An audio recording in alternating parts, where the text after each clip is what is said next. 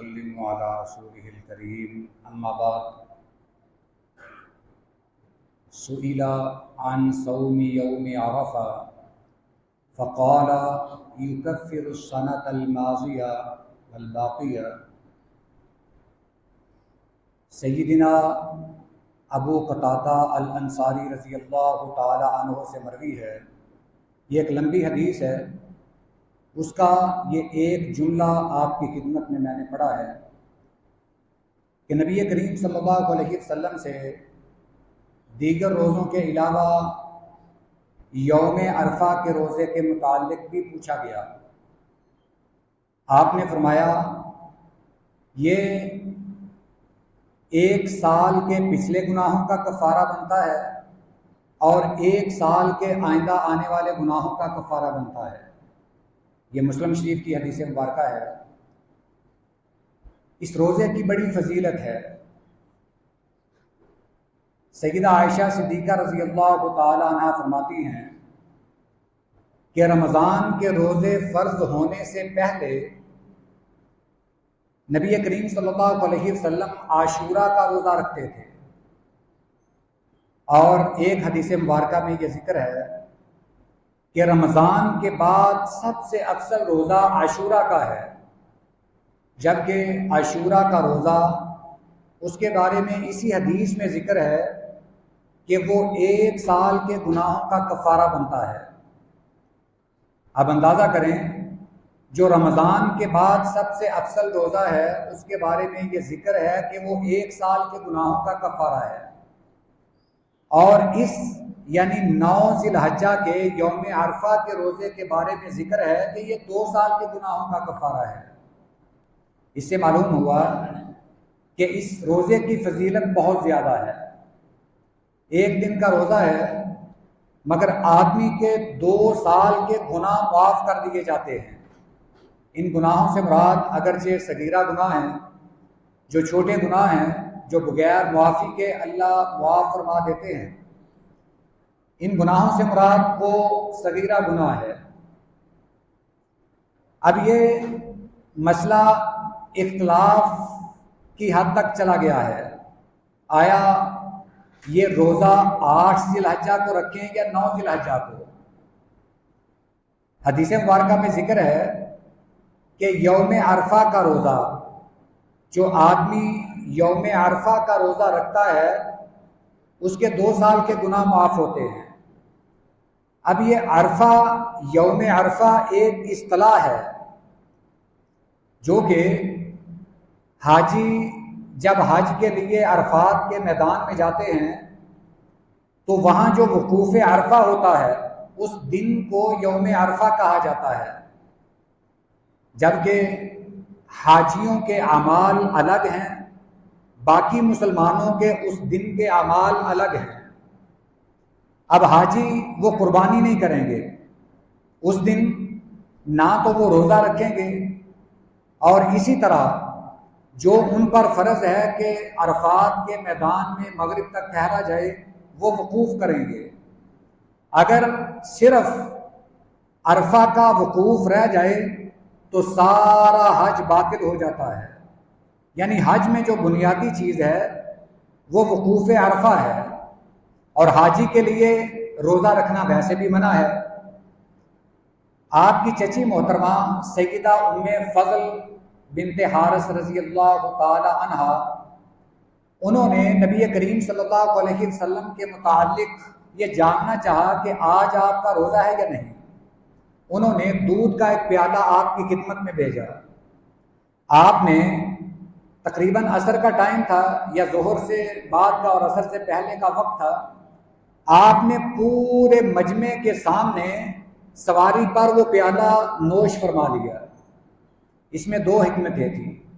ایک تو یہ کہ نبی کریم صلی اللہ علیہ وسلم نے یوم عرفہ کو سر عام دودھ پیا تاکہ لوگوں کو پتہ چل جائے کہ اس دن حاجیوں کا روزہ نہیں ہے، اور دوسری یہ بات سیدہ ام فضل نے دودھ اس لیے بھیجا کہ آپ دودھ کو انکار نہیں کرتے تھے۔ اگر آپ کا روزہ ہوا تو آپ انکار کر دیں گے، اگر روزہ نہ ہوا تو آپ دودھ نوش فرما لیں گے۔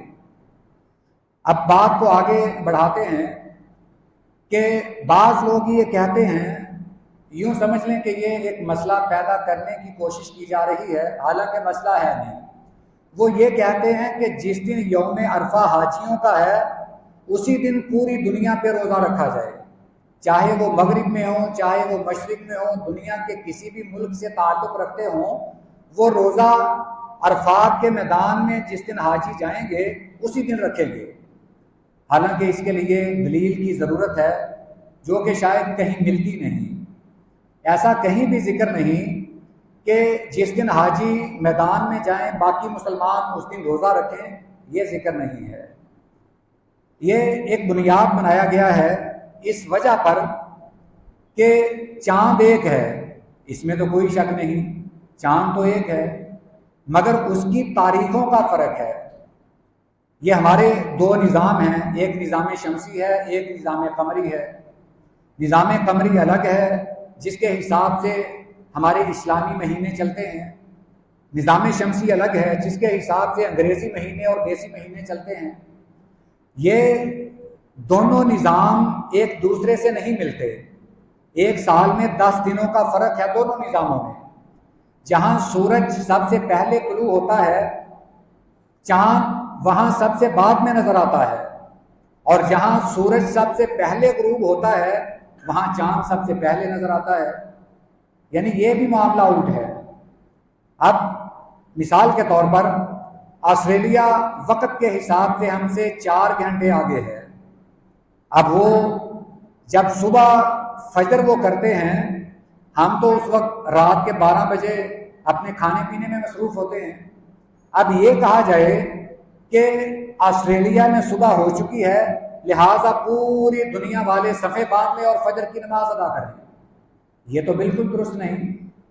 وہ صرف آسٹریلیا والے ادا کریں گے، جب پاکستان میں سورج طلوع ہوگا یعنی وہ وقت سحر ہوگا، جس وقت صبح کا فجر کا وقت ہوتا ہے، پھر پاکستان والے نماز ادا کریں گے۔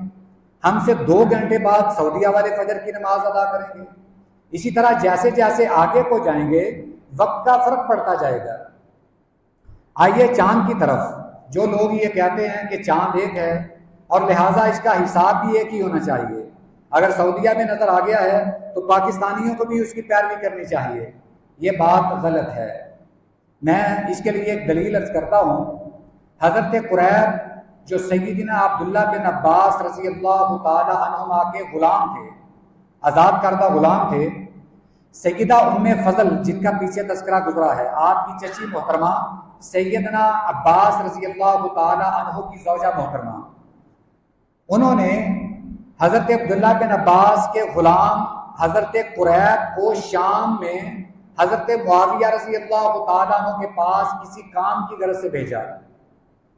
وہ شام میں گئے، جس دن وہ شام میں پہنچے کہتے ہیں کہ اس دن وہاں چاند نظر آ گیا اور لوگوں نے روزہ رکھا، یعنی رمضان کا چاند تھا، لوگوں نے روزہ رکھا اور اہل شام نے اور حضرت معاویہ رضی اللہ تعالیٰ عنہ نے بھی روزہ رکھا۔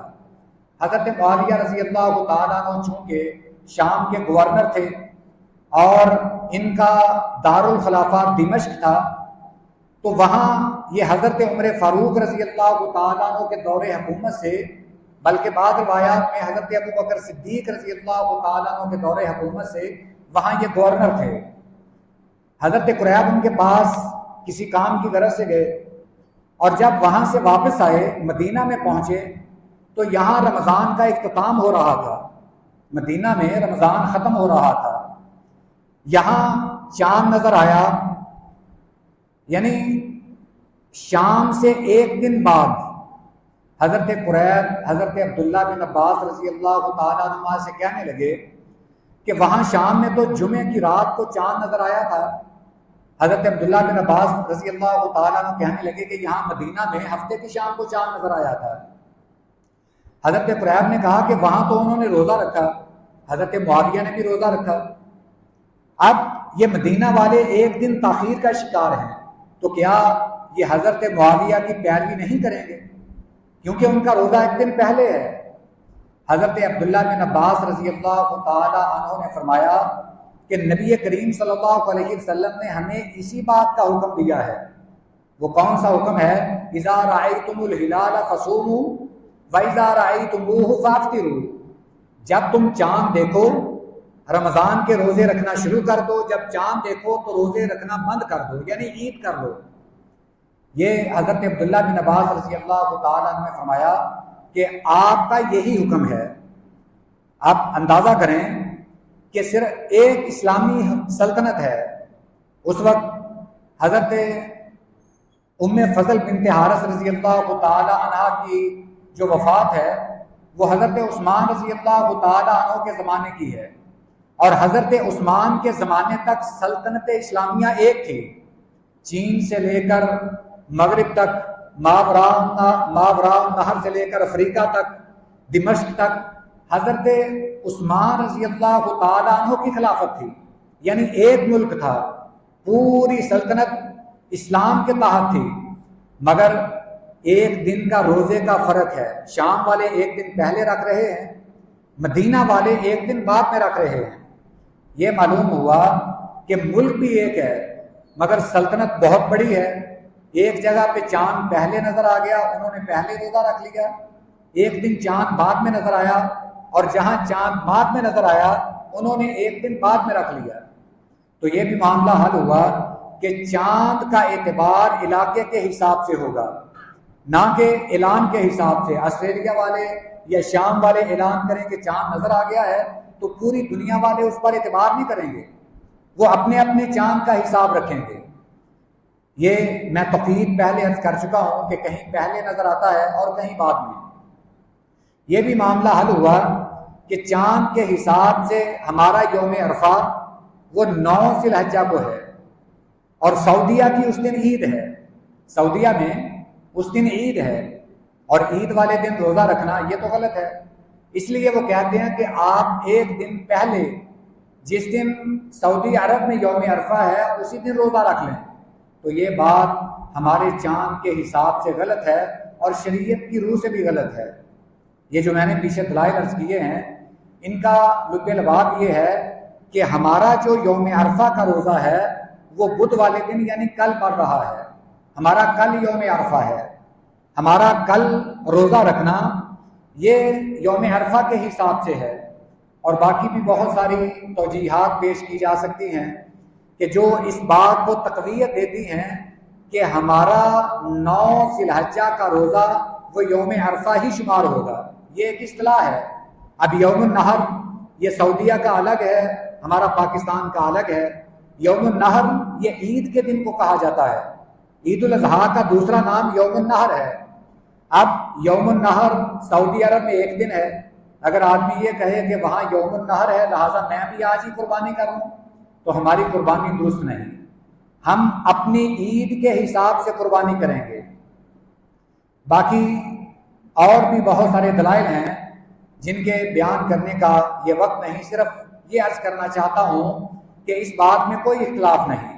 اگر ہم یہ کہیں کہ صرف پوری دنیا میں ایک ہی چاند کا اعتبار کیا جائے گا تو یہ بات شرعی طور پر بھی غلط ہے اور توقید کے حساب سے بھی غلط ہے۔ اللہ تعالیٰ سے دعا ہے اللہ ہمیں یہ باتیں سمجھنے کی اور اختلاف سے بچنے کی توفیق عطا فرمائے۔ وآخر دعوانا الحمد للہ رب العالمین۔